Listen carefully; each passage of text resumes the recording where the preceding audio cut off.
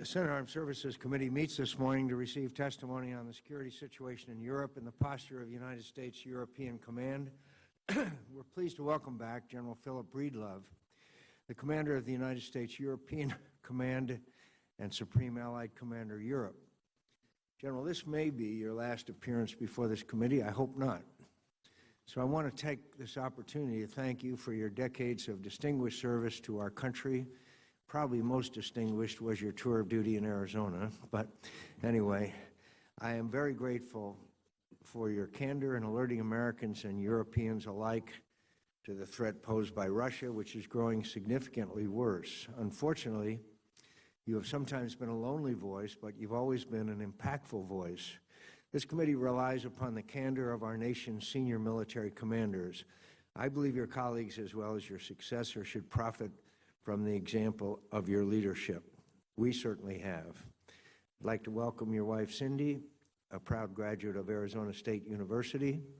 She has been a strong advocate for Air Force and military families, especially concerning education. We're grateful to her and your 3 children for the sacrifices they've made over your many years of service. To the surprise of no one on this committee, it only took until the second day of the so-called ceasefire in Syria before Vladimir Putin resumed his airstrikes in support of the murderous Assad regime. I am sure Russia will say it has only targeted, quote, terrorists. And while the administration and many others will likely express their, quote, concerns, I'm sure they will preserve the agreement, regardless of the price to U.S. credibility and the cost to our partners on the ground. All of this comes as no surprise. We know why Mr. Putin agreed to a cessation of hostilities when he did, and it's no accident that he violated that agreement when he did. This is the same movie we've been watching in Ukraine for 2 years. Russia presses its advantage militarily, creates new facts on the ground, uses the denial and delivery of humanitarian aid as a bargaining chip, negotiates an agreement to lock in the spoils of war, and then chooses when and where to resume fighting. This is diplomacy in the service of military aggression, and it's working because we're letting it. In Ukraine and now in Syria, Putin has been learning that military adventurism pays. The only deterrence that we seem to be establishing is over ourselves. Indeed, 2 years after Russia invaded Ukraine and annexed Crimea, the administration has still not provided Ukrainian forces with the legal assistance they need to defend themselves, and which the Congress has authorized. And now we may be starting the cycle once again. In recent weeks, fighting in eastern Ukraine has intensified.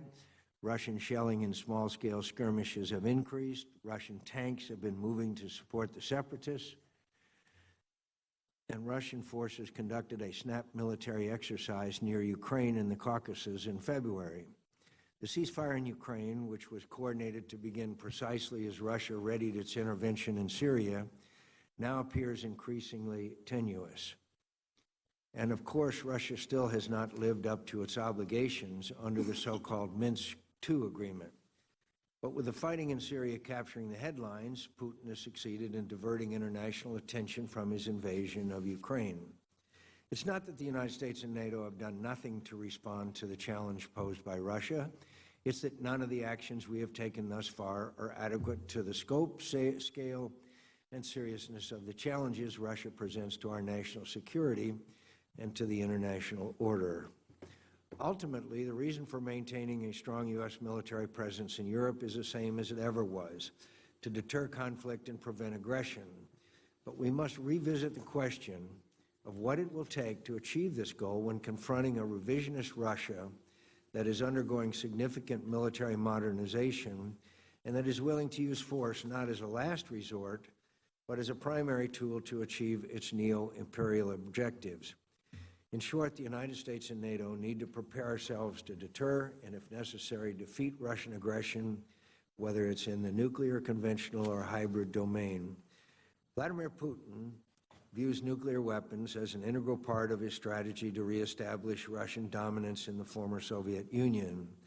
To increase the credibility of NATO's nuclear deterrent, we must continue the ongoing modernization of U.S. nuclear forces and ensure that NATO's nuclear deterrent forces are survivable, well exercised, and increasingly ready to counter Russian nuclear doctrine, which calls for the first use of nuclear weapons.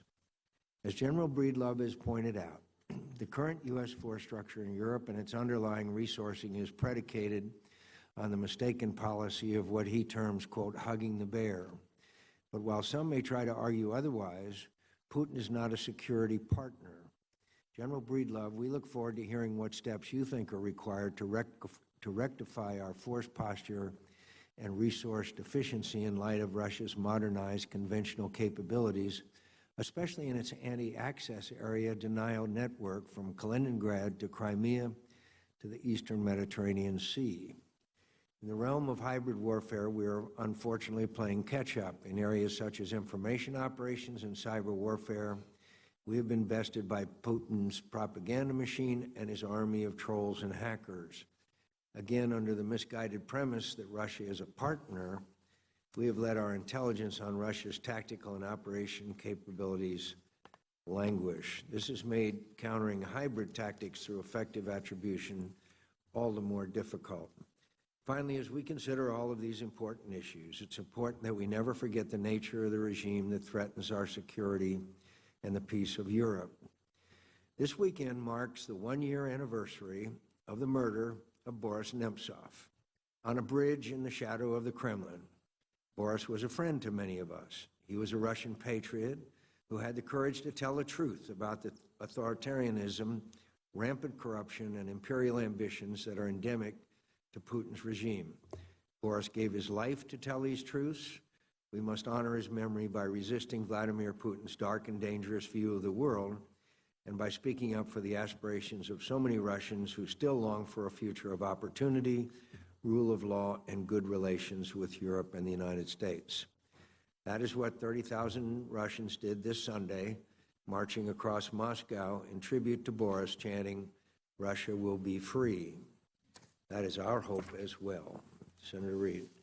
Thank you very much, Mr. Chairman. Let me join you and welcome General Breedlove. And again, this could likely be your last hearing here, General. Let me thank you also for your extraordinary service to the Air Force and to the nation, and to thank Cindy for her service and the family.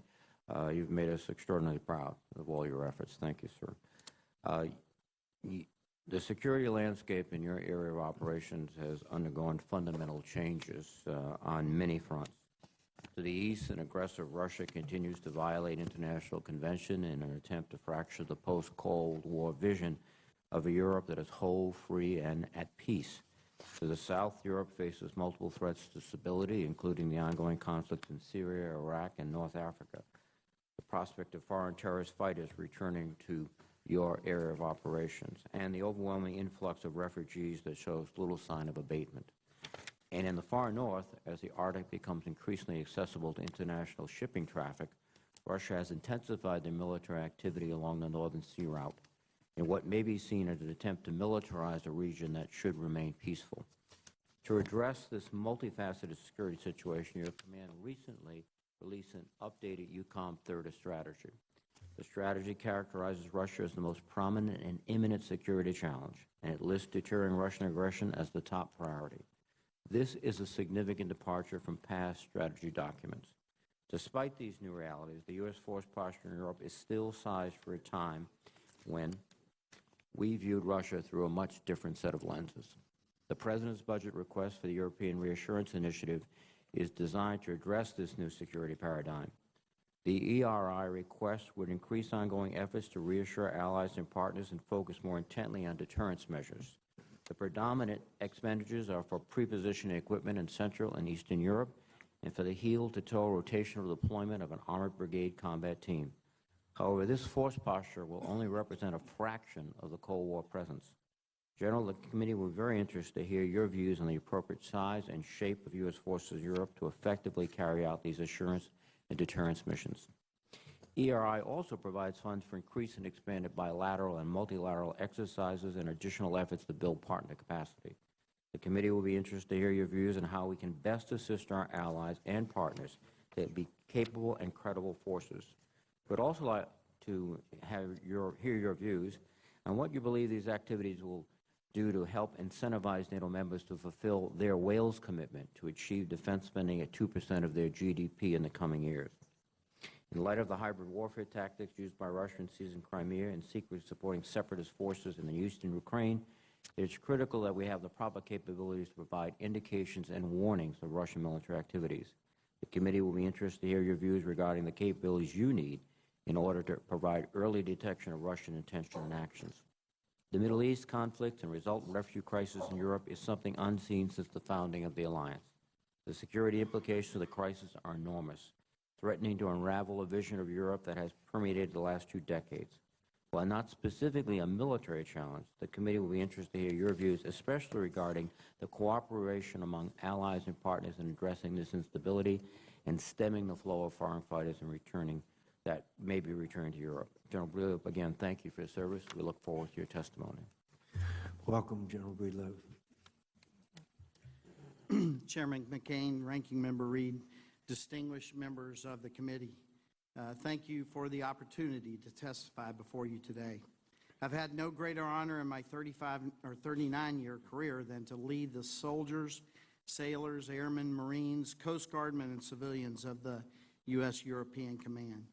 These remarkable men and women serve not only in the European theater, but also in harm's way across the globe. I thank this committee for your continued support to them and their families.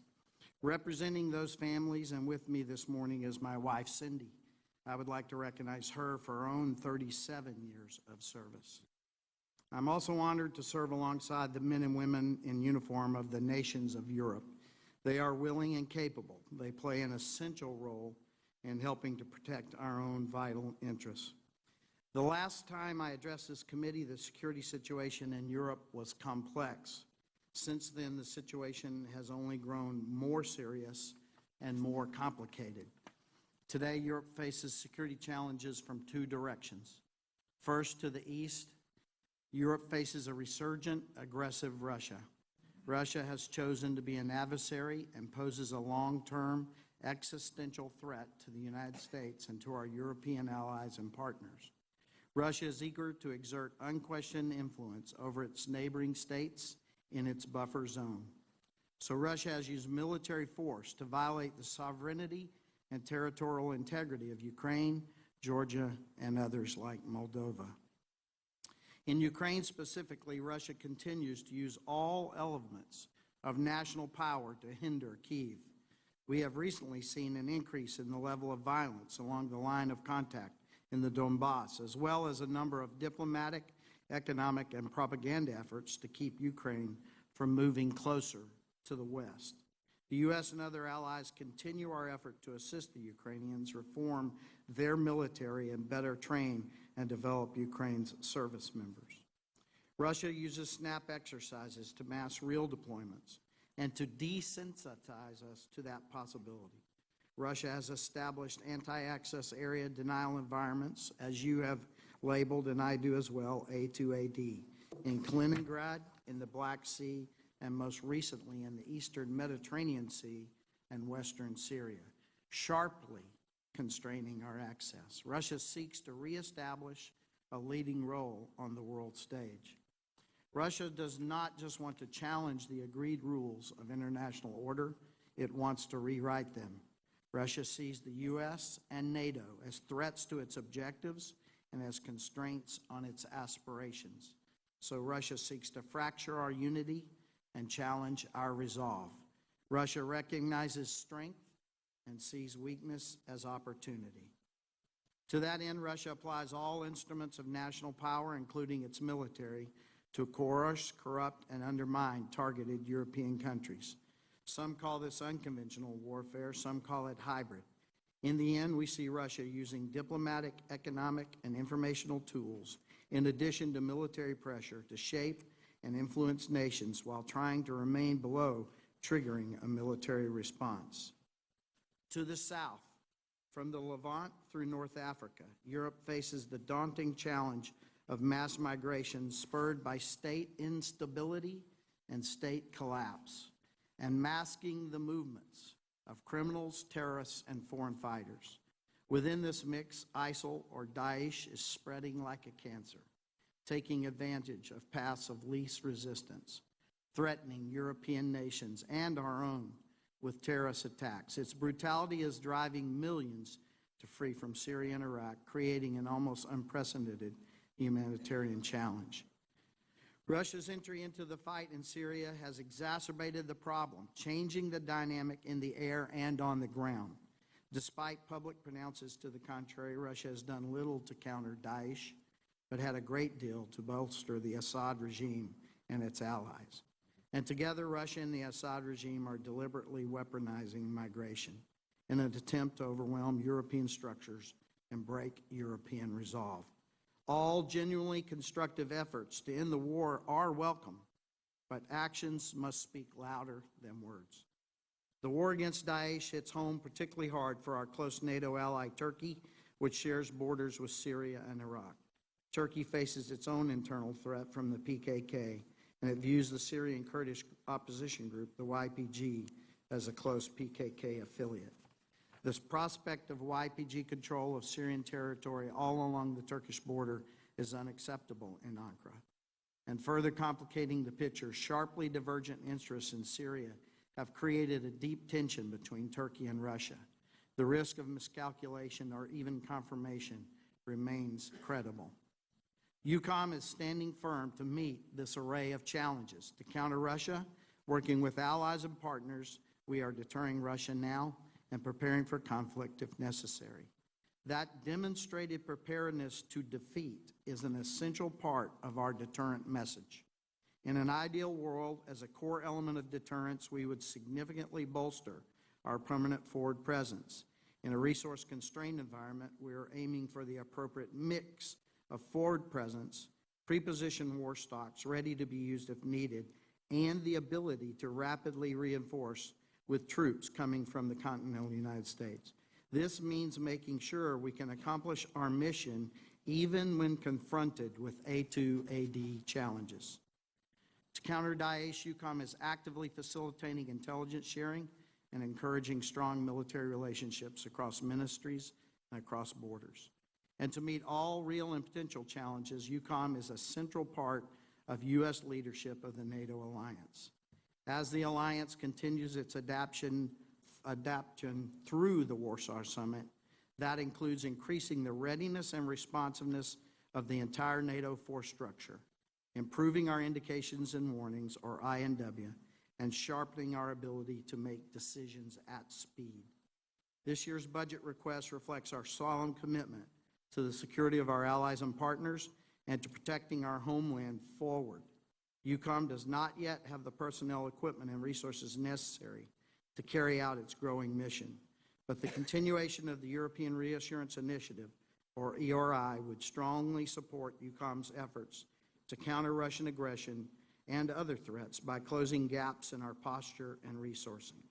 Eucom has carefully planned and executed the ERI funds you have authorized over the past 2 years, and we are thankful for those funds. And we have done this even as our headquarters continues to shrink. This year's budget request would significantly increase ERI.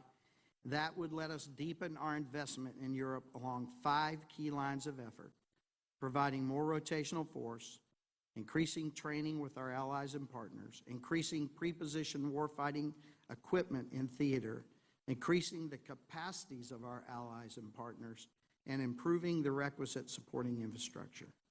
Together, the tools ERI would provide would send a clear and visible message to all audiences of our strong will and resolve.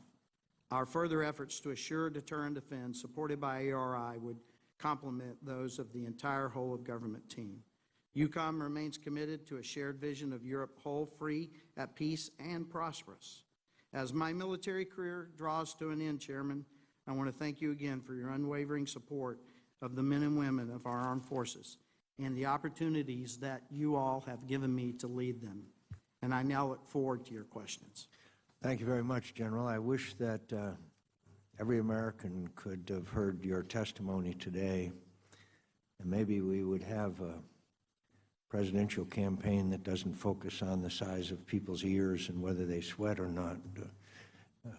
It's disturbing because I wish that every American could hear your assessment of the situation, and maybe we would focus on some of these issues. So I thank you for a very compelling testimony. General, some of us have believed that the Russians are using the refugee issue as a means to break up the European Union. Is that what, do you share that view? Chairman, as you heard me describe, I've used the term weaponization of immigration. I cannot find any reason for the way Bashar al-Assad has prosecuted much of his campaign against his own people. As a fighter pilot, I understand the ballistics of how you deliver a weapon. There is no understandable method by which you deliver a barrel bomb that reaches military utility. Barrel bombs are designed to terrorize, get people out of their homes, and get them on the road and make them someone else's problem. These indiscriminate weapons used by both Bashar al-Assad and the non-precision use of weapons by the Russian forces, I can't find any other reason for them other than to cause refugees to be on the move and make them someone else's problem. Some of us also worry about the so-called cessation. Is the Russians seeking the opportunity to consolidate their gains, remove largely the moderate opposition from the area around Aleppo, and then consolidate their gains authenticated by the facts on the ground? I wonder what your view of that is. Chairman, I would like to say up front that if any genuine effort to bring a peace that is durable and meets the needs of the Syrian people would be welcome, I think, for all of us.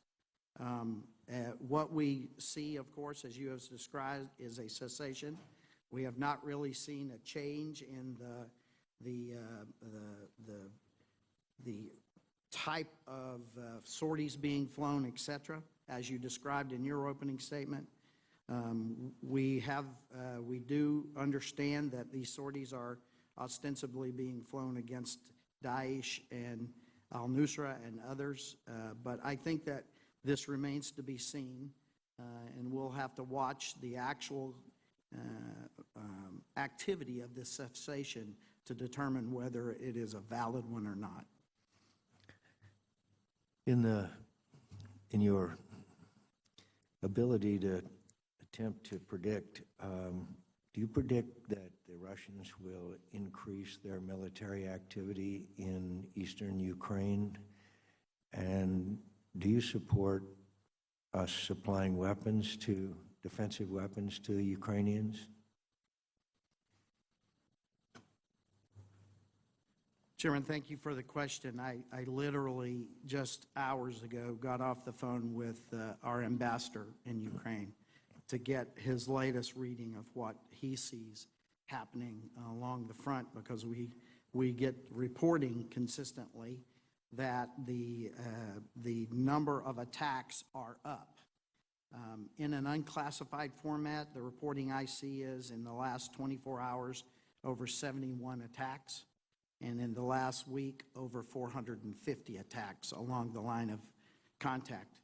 The report from the ambassador is there are several disturbing trends in those attacks, and that is that some of them are now happening in places that were heretofore quiet, closer to Lugansk, and also that the type and style of the attacks reflect the weapons that were banned heretofore before, caliber, size, and range. I believe that Russia will dial up and down the pressure along the line of contact to keep Kyiv under pressure to meet their part of the agreements first, which, as you know, are tough for Kyiv to do. And so I do believe that we will see Russia using the line of contact and the activity on the line of contact to keep unhelpful pressure on Kyiv. And finally, do you believe we should provide defensive weapons to? Sorry, Mr. Chairman. I have said to you before, in this committee before, that I believe that we should not take any tools off of the plate as we address this problem. Russia is using all the tools of a nation's power against Ukraine. We use that simple model of dime, diplomatic, informational, military, and economic. And we see Russia bringing pressure in all of those.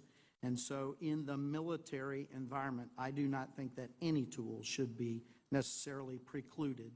And I've made my recommendations along those lines. Thank you. Thank you very much, Mr. Chairman, and thank you, General, for your excellent testimony. And I know when you were here last year, there was a real concern that these separatist elements, actually Russian surrogates, would even surge beyond the Minsk line and indeed go for some major urban areas, particularly coastal ports. Because of your activity and, more importantly, because of the courage of Ukrainian forces, that has been stopped. But as you point out, there is continued activity, military activity. But there seems to me, based on my trip last September, a shift to political destabilization of the regime in Kiev.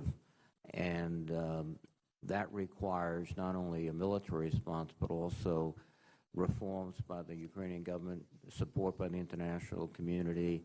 Can you talk about this other dimension of the fight, which at this point might be more critical? Your comments, please. Yes, sir. Thank you for that. And in my conversation with the ambassador this morning, I just would point out again in an unclassified setting that there appears to be some probing actually going back and forth across the line now. But it's nothing like a major military muscle movements. And clearly, the path that you describe is a very tough one and a critical one for the Ukrainian government. As we all know, the current leaders of Ukraine were elected in a reform environment, and their own people expect reform as a part of their performance. And as you, I think, correctly lay out, what we see now is Russia bringing broad pressure on that government to force problems in this change.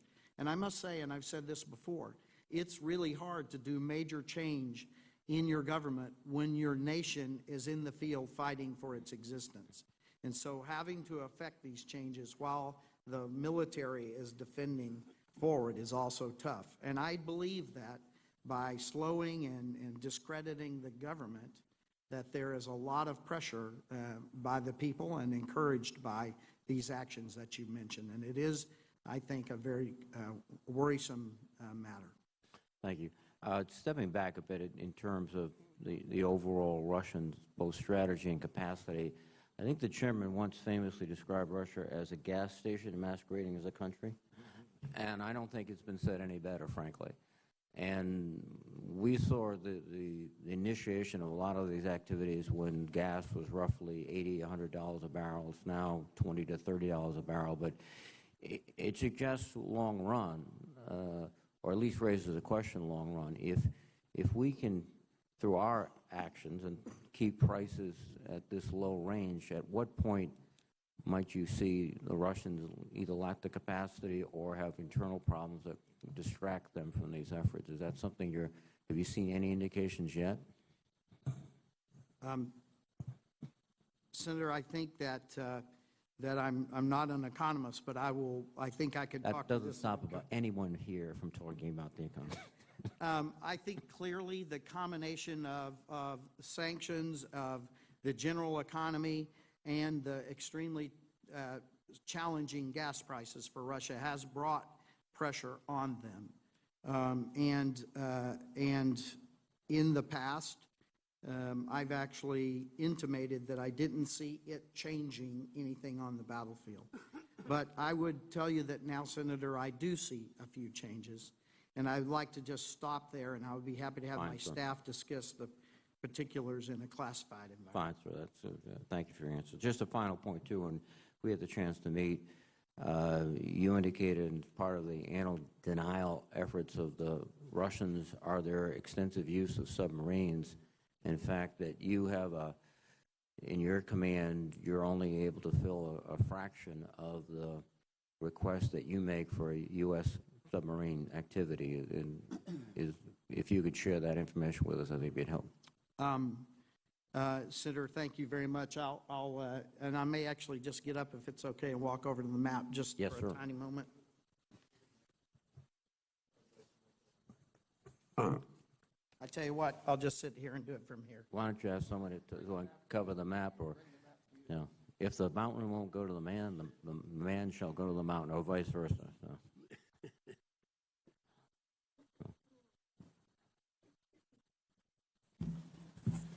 So, Senator, as you know, this is an area that we sort of describe as the bastion, and this is where Russia does all of its production, testing, and work of its most sophisticated submarines. This is not classified information. And then to get out into the world, to be able to employ those submarines, they have to come out through this area over here we call the GUIC Gap. We love acronyms. Mm-hmm. Greenland, Iceland, UK Gap, the GUIC Gap. And so, Senator, at an unclassified level, we are challenged to be able to watch all this activity. And the Russians understand the utility of submarines and have invested heavily in those submarines, and that does challenge our abilities. Thank you very much, sir. Thank you, Mr. Chairman. Yeah, thank you, Mr. Chairman.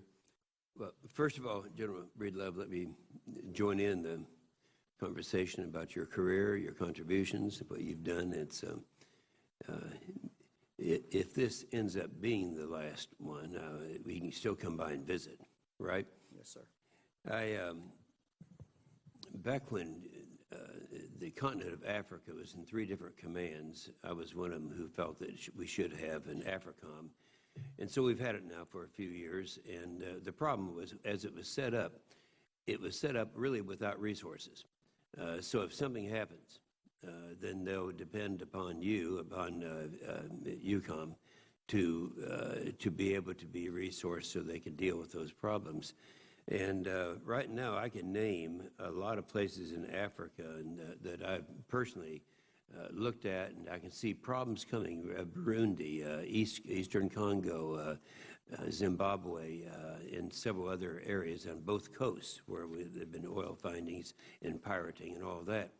Now, if that should happen, you've already stated in your testimony, you testified that you do not yet have the personnel, equipment, or resources necessary to carry out your own missions.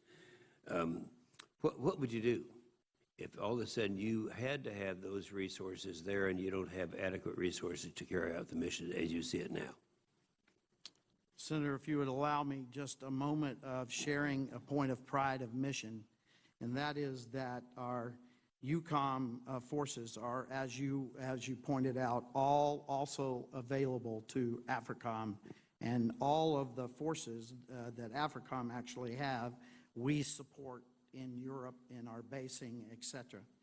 And our command takes great pride when there is an Africa mission in being the very best supporting commander to Rod Rodriguez and our AFRICOM brothers and sisters that we can. And so what I would say is we do have a full-time job addressing the challenges that we see in the east, Russia, in the south along Turkey's border, where Russia also is, but the problems down there, our forces do have a full-time job in those endeavors.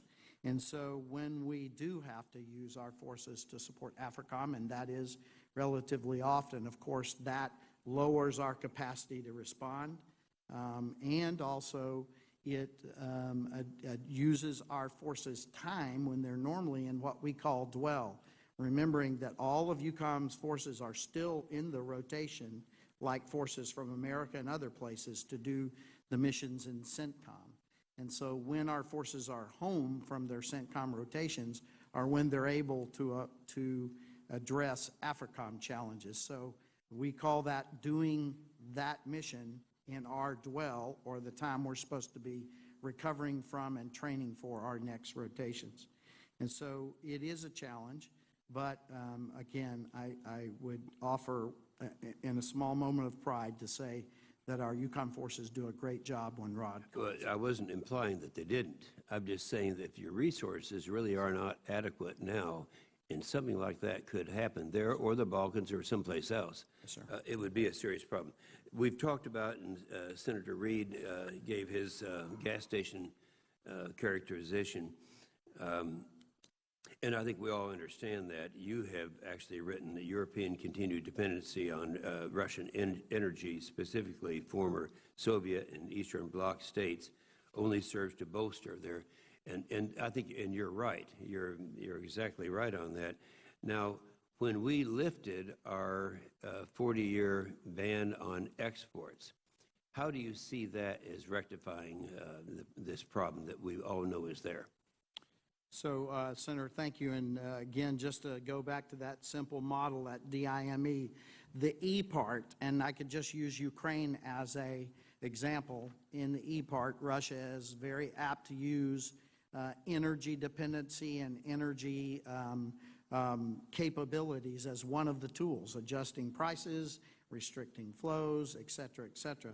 And so more available energy sources, I think, would help to diffuse that tool that they could use. Okay, and I appreciate that. My time is just about expired, but I did want to remind you that our conversation in my office, we talked about the, I happened to be over there at the time they had their parliament election, this first time in 96 years. There isn't one communist in their parliament, and yet both Poroshenko and Yatsenyuk are having other problems right now. And you were asked about sending defensive weapons over there, and you answered that question. But do you see the fact that they have domestic problems there as also contributing to the problem that we're having over there? Yes, sir, I do, in that I believe that a lot of pressure is being brought on them from the outside to continue this problem, that they have to meet the requirements of their people. And so these are definitely pressures that are being used to exacerbate their attempt to make the changes that they need to make. Thank you, General. Senator Blumenthal. Thanks, Mr. Chairman. I want to join the chairman in thanking you for your excellent testimony today, and also for your service over many years, and your families as well. You began to describe for Senator Reid some of the threats posed in terms of undersea warfare capability by the Russians, especially our apparent inability to fully track their egress and activities in that area. And I wonder more broadly whether you believe that our investment in undersea warfare capability is sufficient. The President has proposed $5.2 billion in funding of Virginia-class submarines in his budget, and $1.9 million for the Ohio replacement program. More broadly than just tracking Russian submarines, in your area of command, do you believe that our investment in undersea warfare capability is sufficient? Senator, I would rather not delve into the services budget, because I don't know the different things they're having to trade off and do inside of their budget. I would rather, if you would allow me to speak to the fact that submarines, like other assets, intelligence, surveillance, and reconnaissance assets and other things, are what we call low density, high demand, meaning that typically the combatant commanders have more appetite than there is supply. And I think it is a place where we have to make tough resource allocations as a military. And so I'm sorry to not satisfy about particular budget line items, but I would say that clearly we could use more of these capabilities. And the one other thing that I would say as it relates to submarines is, as it relates to our nation's nuclear capability, I believe it's important to remain ready and capable in that way. A number of witnesses before this committee from the Department of Defense have characterized submarines as one of our chief asymmetric points of dominance. You would agree, would you not? I think we have a magnificent capability in our submarine force. Turning back to the Ukraine, how significant is the issue of corruption there in your view? Senator, this is something I think that is a challenge in many places that we're dealing with around the world. And I know that it has been a challenge in Ukraine, and I know that if you read the papers, you see that they are getting after this, and it's causing some disturbance among those who are officials and others in the country. And I think that it is a challenge, and I see that as they try to address it, it does cause turmoil. And I have provided my inputs to my leadership with both lethal and non-lethal options, and I know that that is working through the process now, sir. So they're getting pretty much everything they ask for? Is that when you say they track their requests, I understand that to me that those requests are met? They track closely with what the Ukrainians typically provide when they provide lists to visiting CODELs and others. My time has expired. I thank you very much. Sir. Thank you, Mr. Chairman. Thank you, Chairman. General Breedlove, I would like to thank you for your excellent leadership and service to our country and your family as well. I would like to ask you, you have said, I think on several occasions before this committee today, that you've submitted your plans on your recommendations for both lethal and non-lethal support to Ukraine. And I would like to ask you, how long ago did you submit those proposals to the administration? Ma'am, I'll get this exactly wrong. It has been some weeks ago. Has it been over months? Can I get you that answer so I can get it exactly right?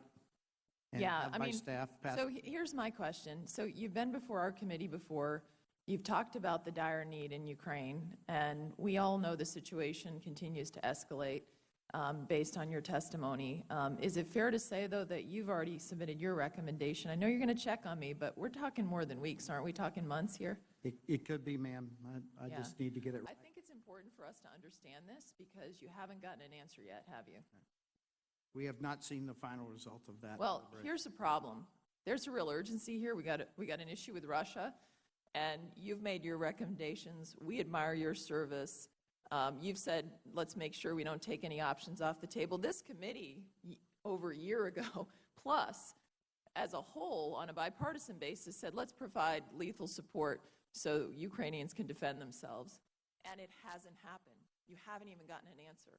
So I appreciate, we look forward to hearing when you submitted this, but I would call on the administration to support Ukraine and to take up your recommendations and to act with some urgency here on behalf of our friends, the Ukrainian people, who we've seen Russia blow off the Budapest Memorandum, and we also see their aggression, and it's time for us to stand with the people of Ukraine. I would like to also ask you, in the wake of the November terrorist attack in Paris, to what degree do you believe that ISIS will continue to attempt to infiltrate the refugee flows? Ma'am, I think that they are doing that today. I think that, as you know, when we, over a year, maybe even as much as 2 years ago, when we had refugee flows that were not completely consistent, but probably more legitimate refugees fleeing non-responsive governments, ungoverned spaces, civil war, terrorism. What we have seen growing in the past months and year is that in that flow of refugees, we see criminality, terrorism, and foreign fighters, and I know that doesn't sound like a distinction, but I see a distinction in the latter too. And so this criminality, the terrorists, and the returning foreign fighters are clearly a daily part of the refugee flow now. So this is a real risk, obviously, both to Europe and ourselves as we look at this refugee issue, and something that we need to be very careful about in terms of screening, and also making sure, especially with the number of refugees flowing both into Europe and also some of them coming here, that we're very careful about this. Would you agree with that? Ma'am, I think we need to be careful about all flows of these refugees. Yes, ma'am. Thank you. I would like to ask, what specific steps have we taken in European Command to ensure that Moscow doesn't gain a military advantage as a result of its development of ground-launched cruise missiles in violation of the INF Treaty? And this violation has been something that has been noted many times in this committee over the last couple of years. Ma'am, thank you for that question. And I think you have heard, actually in testimony before this committee, the Secretary of Defense's plan on how to address that. At an unclassified level, he lays out 4 steps, and that's what we're doing. We're at, or 5 steps, and that's what we're doing. Again, at a classified level, I'd love to have my staff get with yours over those steps. That would be helpful. What I haven't seen, though, maybe I'm missing it, I haven't seen us really press Russia or call them out on this in a very strenuous way. Am I missing something? Ma'am, we are, I guess that's a question of degree. We are calling them out, and the State Department and others who deal with this in the treaty realm are the first and primary voices now, and I would not want to speak for their efforts at this point. Well, I look forward to also hearing more in the classified setting about our response, but I continue to remain concerned. Russia has essentially blown off the INF Treaty and what it means for, obviously, the protection of us and our allies. We'll, ma'am, we'll have the staffs connect so that the classified piece can be done. Thank you.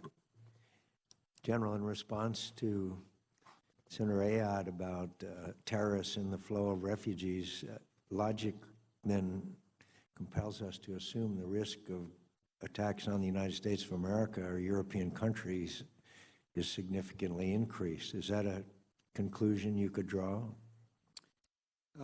Chairman, I would take Daesh at their word. They have stated that they intend to attack the West to include the United States, and I believe that they will take the opportunities that they can to affect those attacks. And if they're in the flow of refugees, the likelihood of attack is significantly increased? I think we have to look at every refugee flow with the eye towards this could be that source. Senator Manchin. Thank you, Mr. Chairman. And first of all, General Breedlove, let me just tell you that of all the professionals that appear before this committee, I think yours is with anticipation and appreciation more than any. And we have heard from everybody, trust me. So that speaks highly. And I would hope that you reconsider maybe you're exiting a little bit later than earlier. With that being said, sir, this whole refugee thing is a great concern to the state of West Virginia and my constituents in my state. And I know that we're concerned, and you've said that basically those people that are the refugees, sincerely, that are migrating because of the danger to them and their families, there are terrorists, there are foreign fighters and extremists entwined in that group for the purpose of basically wreaking havoc on the rest of Europe and the rest of the world if they can. Are the European officials as concerned as what we're seeing? They're speaking out, and that's why they're cracking down more, you think? Senator, thank you. And as to the timing of my exit, my wife is sitting behind me, so I must be very careful. I wasn't sure if I saw you nudged or get kicked or whatever. I'm not sure. But we all have bosses, and I have a clear one. Sir, I do believe the Europeans understand and are addressing this issue, and especially, well, all of the nations, but I would highlight that those nations who have come under attack have shown us that this is a problem, and that the problem in one nation can quickly go across a border into another nation.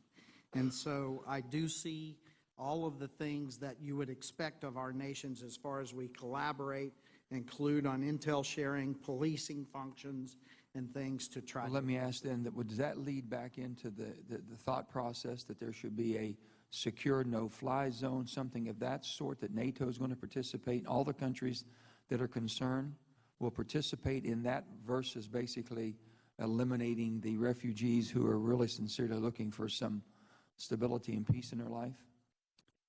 Senator, I've heard this concept discussed in multiple form, It was a large discussion at this year's Munich Security Conference and several discussions, so I do know that these are things the Europeans are considering. And as you know, as politics sometimes gets us entwined a little bit more than what we should be, the whole refugee bill that we've been working on, trying to basically make sure that these types of people that are entrenched, the terrorists, foreign fighters, and other extremists, is really the concerns of West Virginians.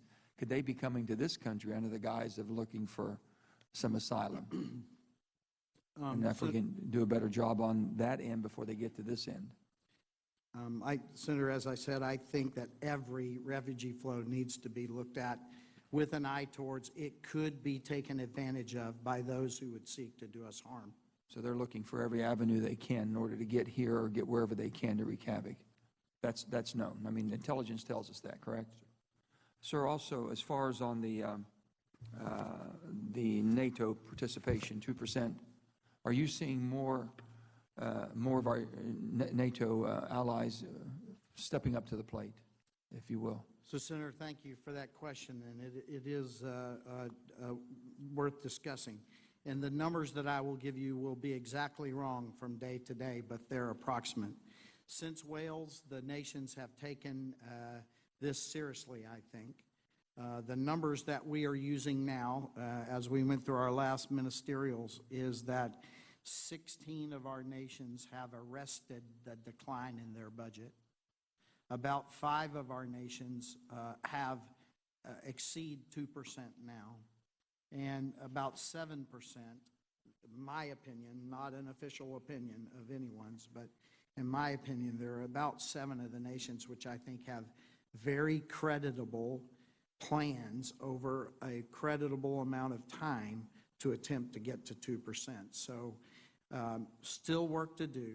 I do not want to overemphasize this in a positive light, but what I do think this indicates is a trend that the actions that our nations have seen in Ukraine, the actions that our nations have seen on NATO's southern border have affected a change in the approach to these budgets. And if I could, just one more thing, Senator, as important to me as the 2% is the other modifier that we talk about, which is 20% of that 2% should be spent on recapitalization, bringing capabilities to our military function. If the 2% is all personnel costs, that does not sustain capability over time. So the 2% investment in recap is also important, or the 20% investment in recap is also important. My time is running out, sir, but I'd like to say this. You know, the concerns that people have, and I think if you look at and watch television at all and the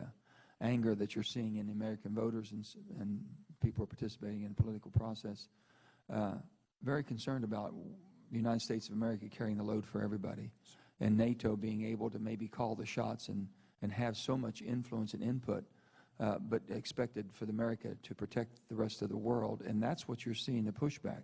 People in my little state, one of the most patriotic states in the nation, is concerned about why we have to carry the heavy load. Why can't other people participate? And what you had recommended, can NATO fulfill that they go down that mission road, or can they just pick and choose and say, listen, we fulfilled our obligation, here's our 2%? Senator, the policing function is really the rest of NATO working, right. Working on each other. Thank you, sir. Appreciate very much you being here. Thank you, Mr. Chairman. It's nice to see you again, General, and I too would like to thank you for your many years of service to this country. It is truly appreciated by the people of the United States. Last year you spoke about the lack of ISR coverage in the European theater. What percentage of your ISR requirements are currently being fulfilled? Ma'am, I'll get this number exactly wrong again, but it's a very small percentage. And that is not, I mean, I think that is based on where our larger ISR enterprise is focused right now.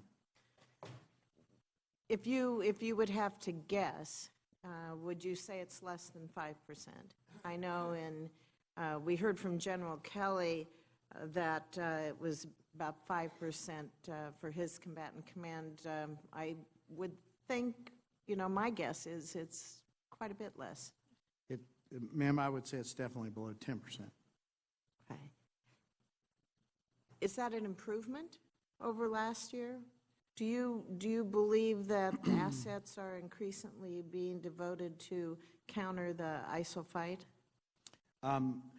So, ma'am, the increase, it has increased somewhat over last year. And again, in this forum, I can't speak to the specifics, but there are a few things that we are doing different.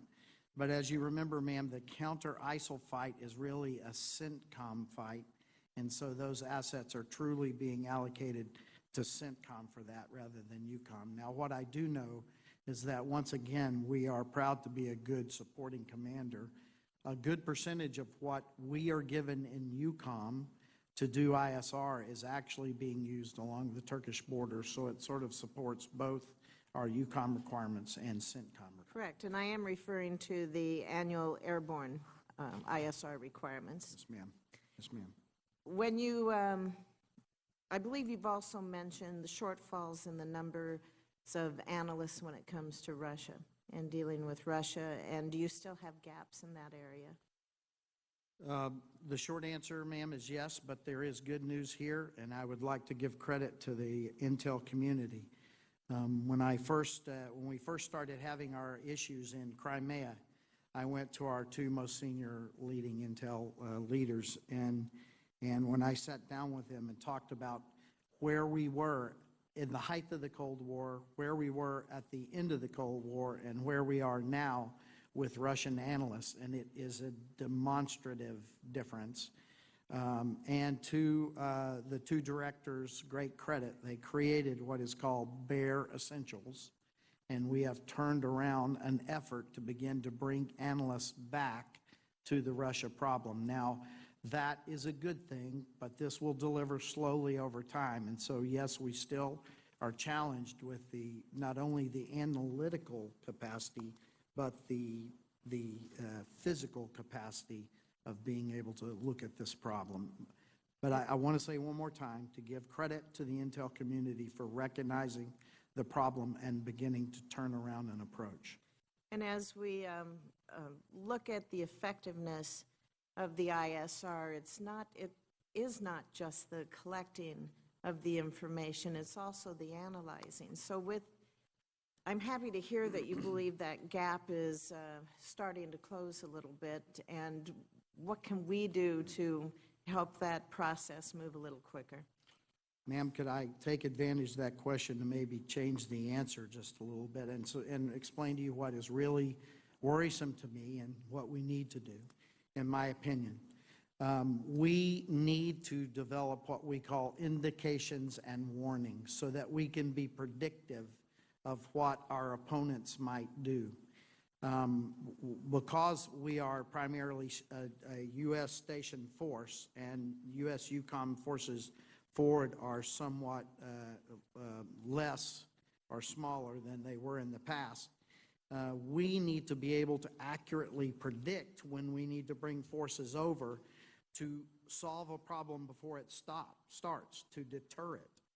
And that is based on what we call indications and warning. Indications and warning is based on a solid understanding of the day-to-day intelligence. We need to understand what is normal so that we can see the spike out of normal that says, wait a minute, we need to deploy the Very High Readiness Joint Task Force, or we need to deploy elements of our rapid reaction capability. So to develop that I&W, we need to first establish a solid base of understanding, and that will take more intel capability and ISR than we currently have allocated.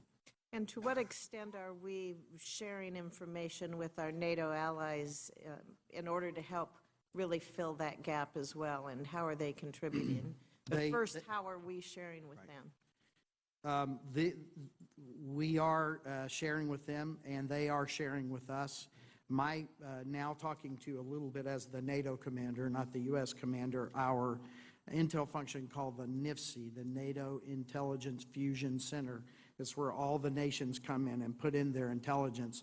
It is fused and then put back out as a NATO product. And so we are all sharing into there to try to establish that baseline of understanding that we need.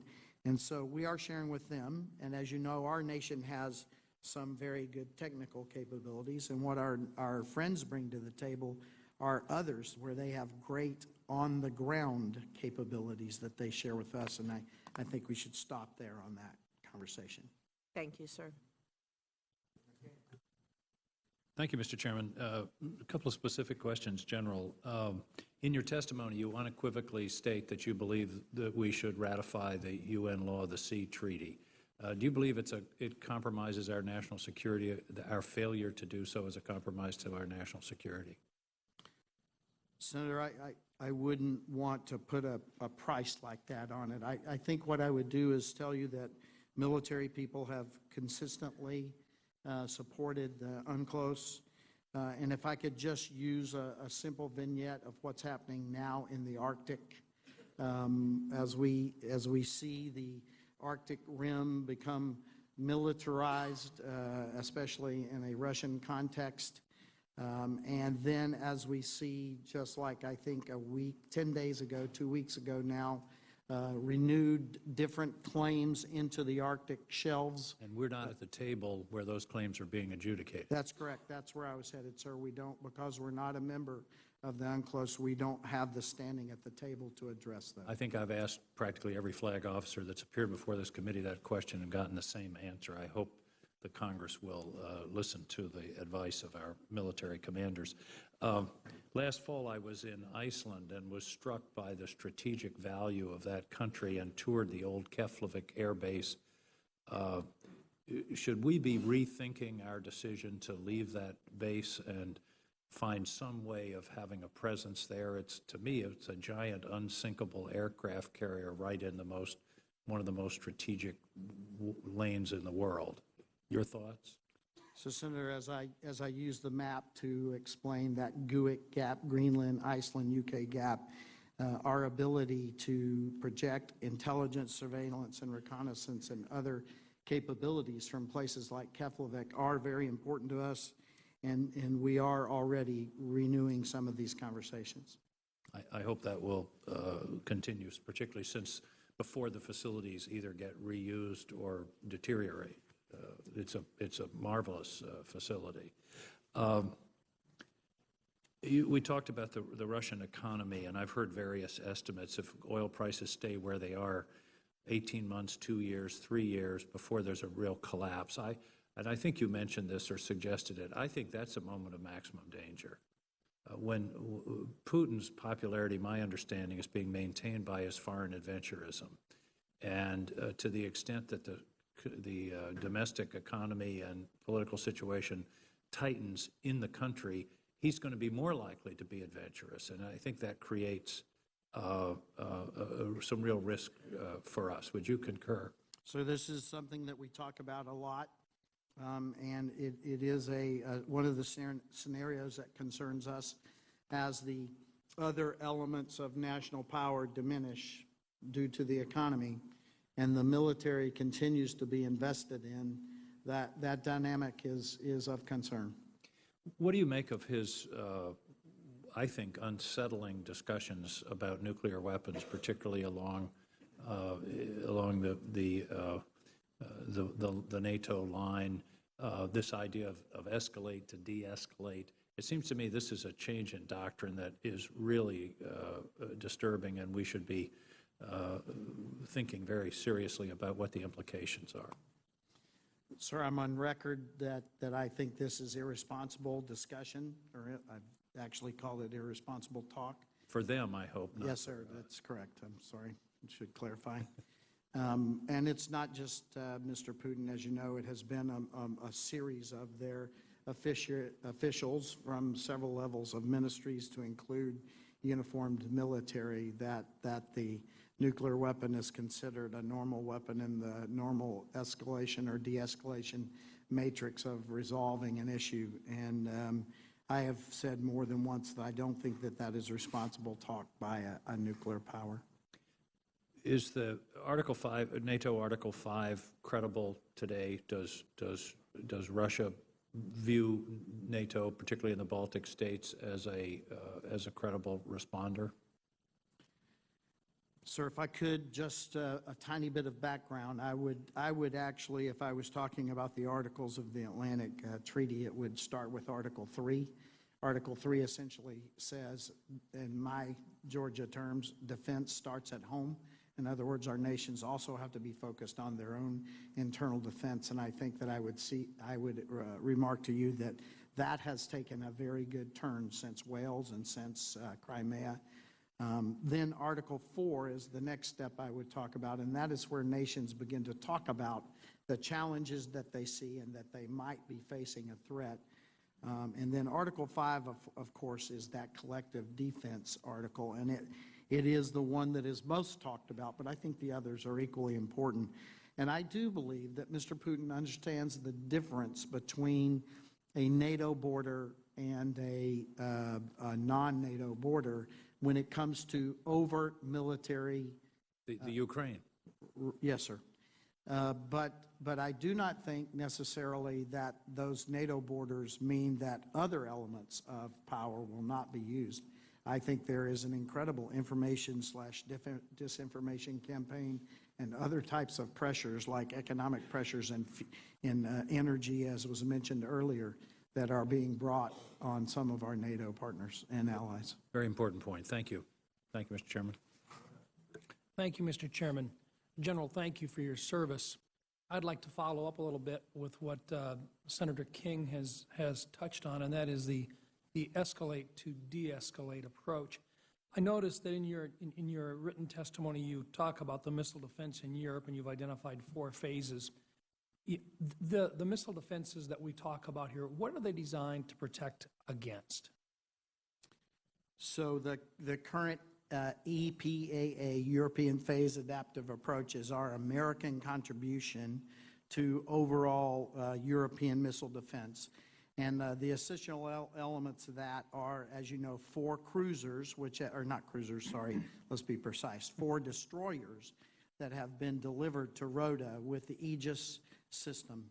And then to build 2 remote Aegis ashore sites, one in Romania and one in Poland.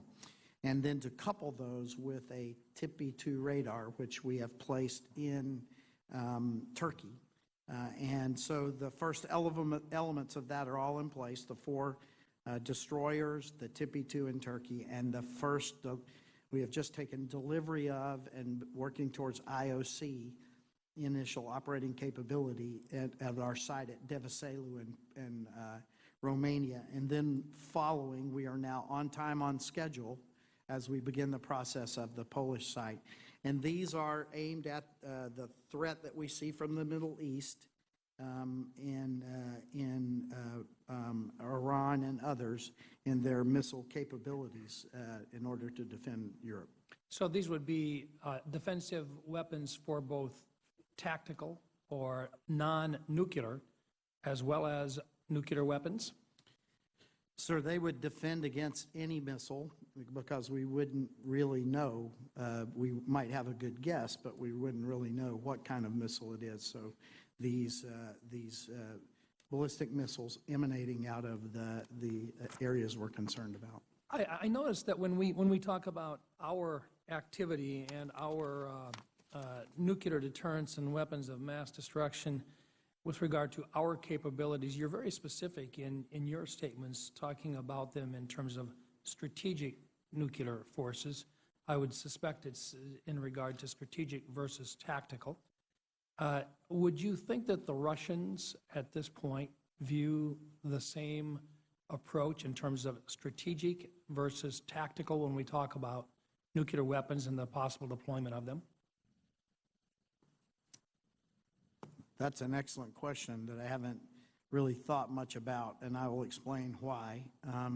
I actually look at the problem in a different way, and it was mentioned before, and that is that if you read the open writings, completely unclassified writings of Mr. Gerasimov all the way up in their organizations, the Russians talk about I wouldn't use the word routine, but talk about nuclear weapons being a part of that weapons continuum that could be used and is envisioned to be used in order to solve a conflict. And so to answer your specific question, I would do it in this way. I think that they see nuclear weapons as a part of a solution if they need it. And so they don't draw nearly the strong distinctions that you might be describing as it relates to tactical versus strategic.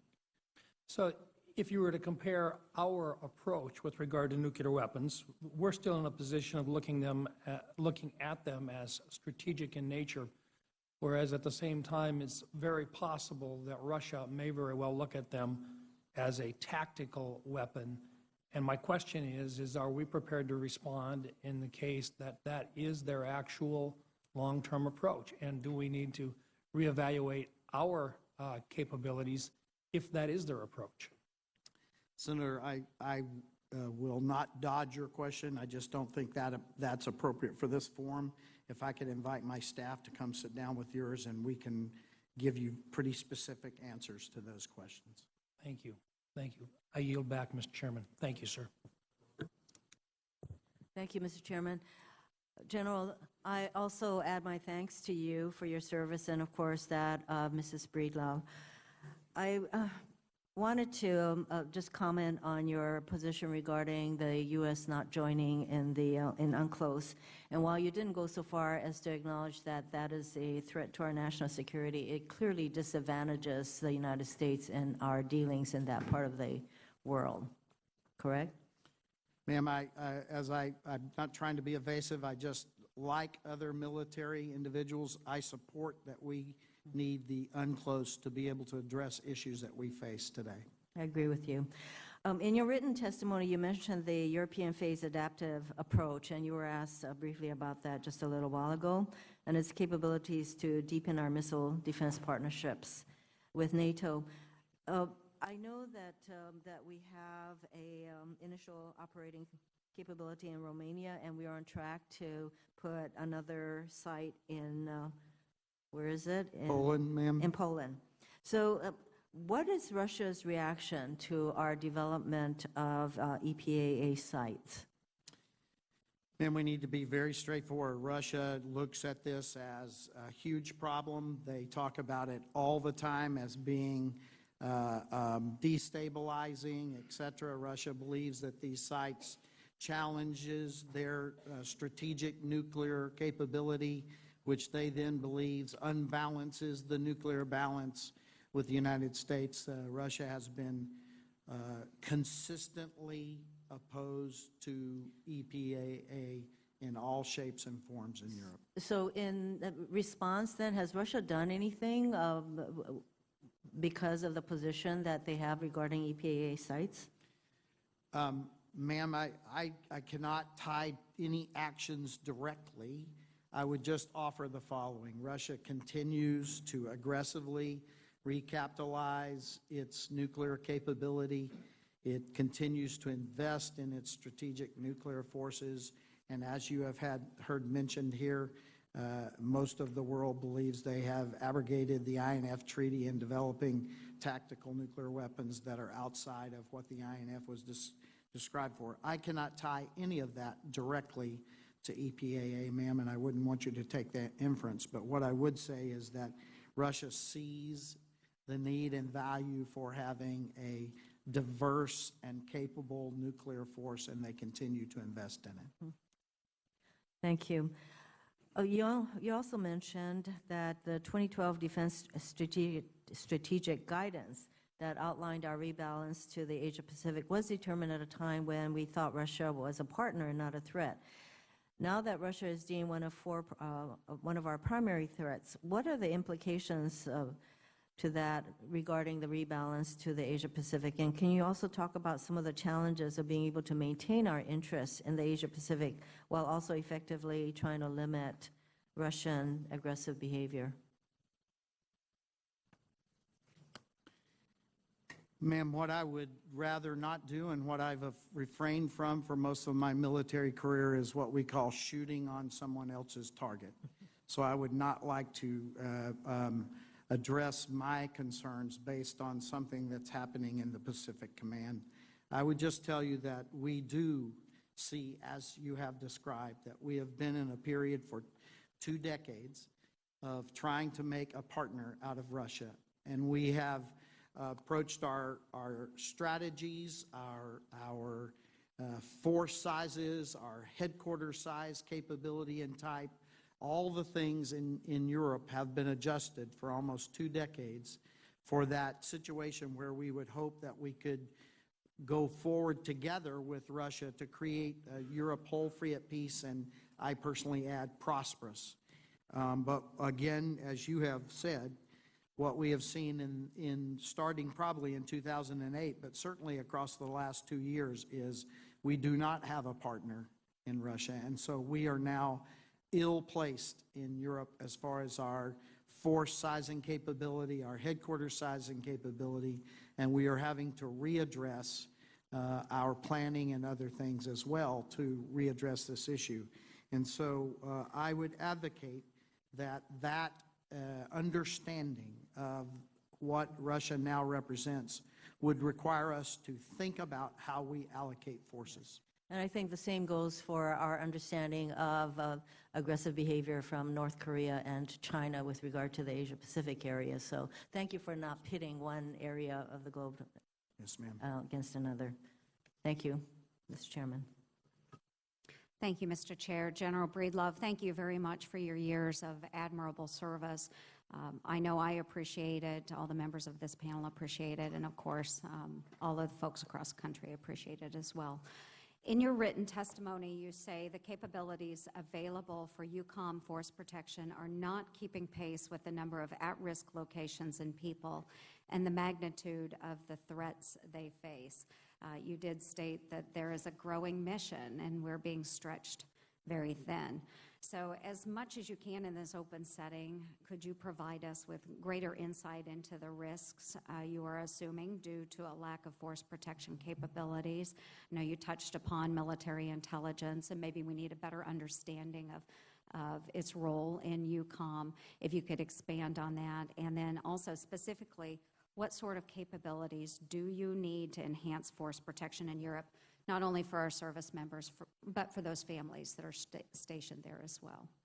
Ma'am, if you could allow me to hit some generalities, and again, I would offer for my staff to come speak specifics to you. I don't think they would be appropriate here to talk about our vulnerabilities so that yes, thank you. Our opponents could hear those. But let me assure you first and foremost that the force protection of our soldiers, sailors, airmen, and Marines and their families and those who support us, like civilian entities like DODS and other things that out there, our teachers and others that are employed. These are a keen interest to us as commanders, and we work this issue every day. And to the point that you mentioned, which I think is very salient for today's discussion, our ability to have the authorities and the capabilities to share widely with our partners and our allies it is very important. And we do this every day. And as you know, some of our relationships are better than others. But part of our requirement is to understand what's going on the ground. And normally, our allies and partners know that better than we do. So key to our ability is that ability to share these things that we can bring to the table with the things they can bring to the table to put together a holistic picture, to be able then to make the adjustments that we need to make. And I would tell you that we are working that aggressively all the time. And if I could, I would save the rest for a staff-to-staff discussion. Absolutely. It is imperative that we do assume certain risks, but there are risks that you should not have to assume. And so I would appreciate additional feedback on that. Sir, how will the Syrian ceasefire affect Russia's intervention into Syria, and specifically, what impact will it have in your area of operations with respect to Russia's activities in Ukraine, Crimea, Georgia, the Baltics, and of course elsewhere in Europe? And I know we have mentioned the migrant flow, but if you could just visit a little bit more about those specific areas, please.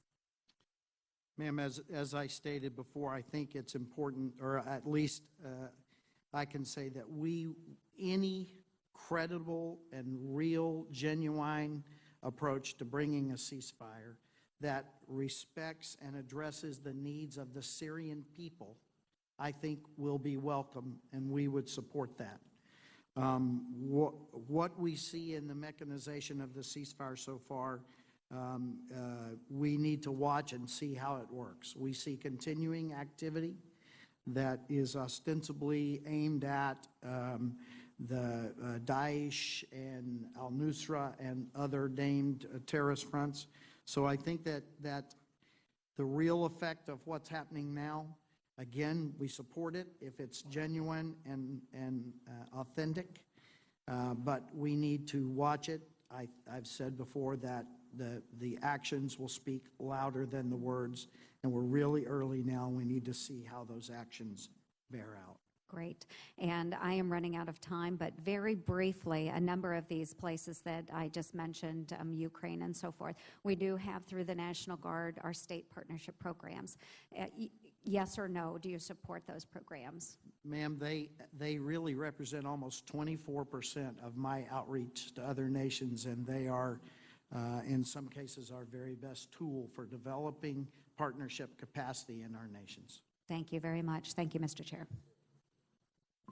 Thank you, Mr. Chairman. And General Breedlove, I certainly share the sentiment of everybody on this committee about appreciation for your service to the country and your family's service to the country, and that we will miss you. And I certainly hope that once you take off your uniform and rejoin civilian life, that you will continue to be involved in thinking about how we should be responding to the challenges that we face in Europe.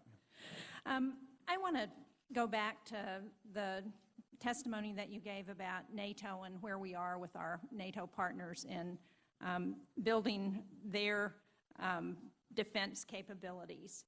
And I wonder if you could talk about what you hope to see coming out of the upcoming Warsaw Summit. Yes, ma'am. Thank you for that. So as we approach Warsaw, I have said more than once, and I sort of said it poorly in my opening statement, that it's really the road through Warsaw, not the road to Warsaw. In other words, I believe that NATO will have to continue to adapt across time.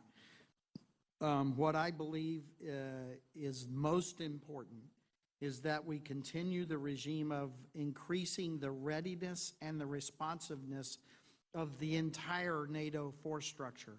You saw at Wales, we made adaptation to the NRF, and we built the Very High Readiness Joint Task Force. We increased the readiness of all of the NRF designated forces and their capabilities. But that is not enough.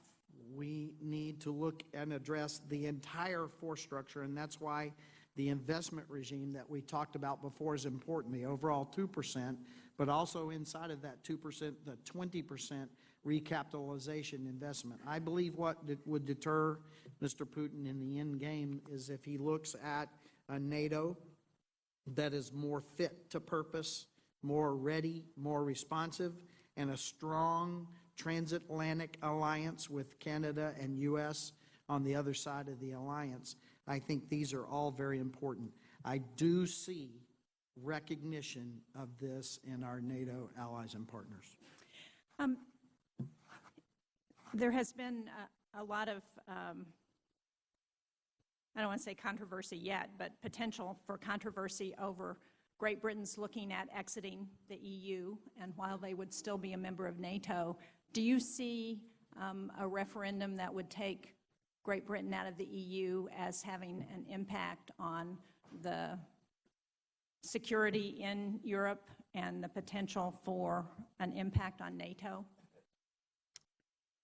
Ma'am, I'm struggled to be qualified to make that judgment. I'm being very honest with you.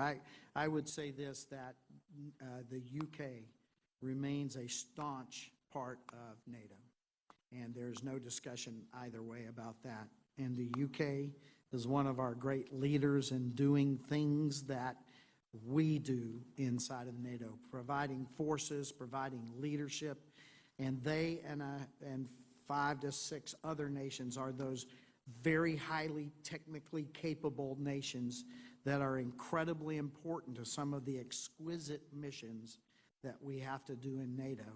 And so I remain completely confident in the UK as a functioning, contributing, and leading partner in NATO. Thank you. I certainly hope that that continues to be the case regardless of the outcome of that referendum. I wonder, one of the things that NATO is working with the EU on right now is the challenge of the migrants that are coming into Europe.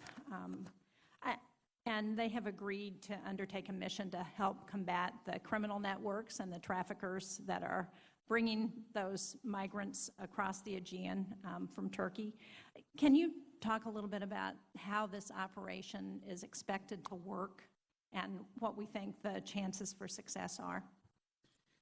Yes, ma'am, and another small point of pride, the ministers asked us to do this at our last ministerial, and the responsiveness of the NATO force and the positioning and the way that we plan and use our standing naval or NATO maritime groups, we were able to respond within 48 hours and have ships on station to begin the mission, because the mission is still evolving.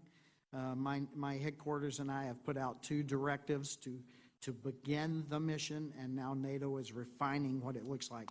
But just very quickly, we are there to increase the surveillance, monitoring, and view of what's going on the ocean, not to be a policing function, but to connect then to the Turkish Coast Guard and the Greek Coast Guard, who are policing functions, and hand off actionable information so that they can bring the policing function.